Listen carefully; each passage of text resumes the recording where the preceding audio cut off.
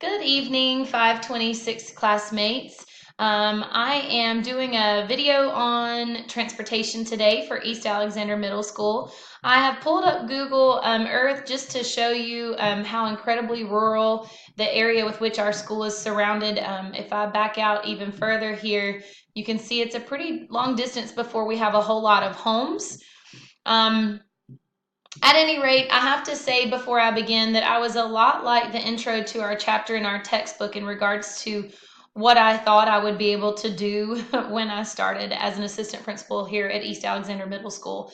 When I was hired in my interview, I asked what would be the main responsibilities for me and was told four things: MTSS, PBIS, transportation, and discipline. I thought for sure I would be able to do all of those things and get into classrooms and work with curriculum with teachers. And honestly, so far, my days have been dominated with transportation issues, discipline, or better yet, discipline on our buses. Again, this is a middle school. At any rate, to give you an idea, our school has about 620 students. We only have two that walk, and I'm not sure we could really call it that. The parents kind of do this little number where they drop them off right here at the entrance and the students walk up. We have asked the parents not to do that and tried over and over again, are losing that battle currently. We have about 308 students that ride in car traffic. They enter the school here.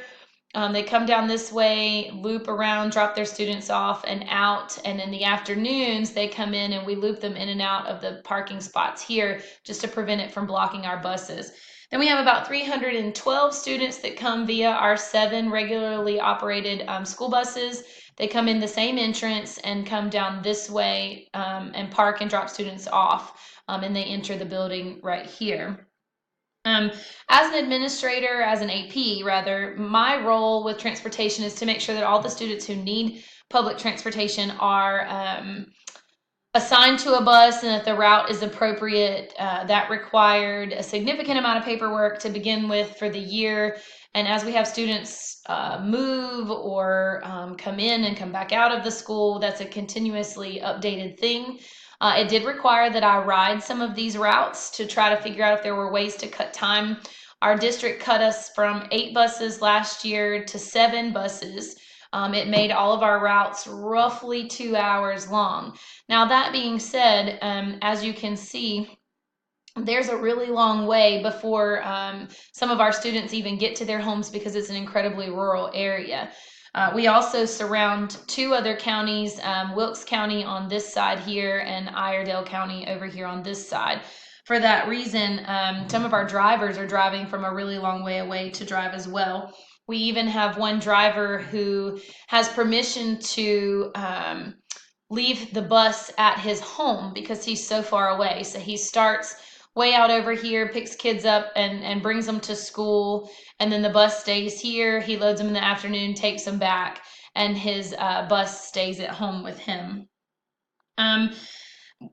The other responsibility I face is discipline on the bus. The challenges is just being consistent with the discipline and handling all of the issues consistently and making sure that I watch a whole lot of bus video.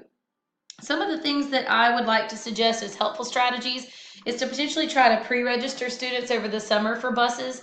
I feel like that would help us start off quickly. We started off so far behind this year that it really backed up us getting students on there who drastically needed the ride to school.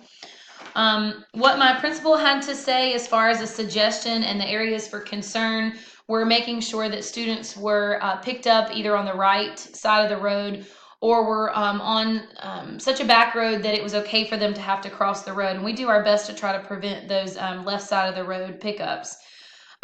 We also have concerns for students in the morning when they exit the bus parked here and come in the building. For example, if this far bus releases their students right about the time this next bus is coming in, it's difficult to get them stopped and make sure that they're aware of their surroundings. So we do a lot of PBIS training with the students on that.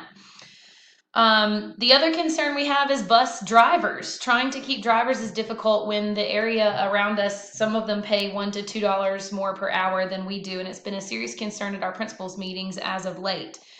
And last but not least, the way that we alert parents of like buses running late or a bus that has broken down, we use the Remind 101 app. I control that from my phone simply because it's just too much for the drivers that they would have to pull over every time someone had a question. So it's just easier for me to maintain that. And we do have tracking systems on the buses. So if I absolutely have to, our bus garage can track them for us.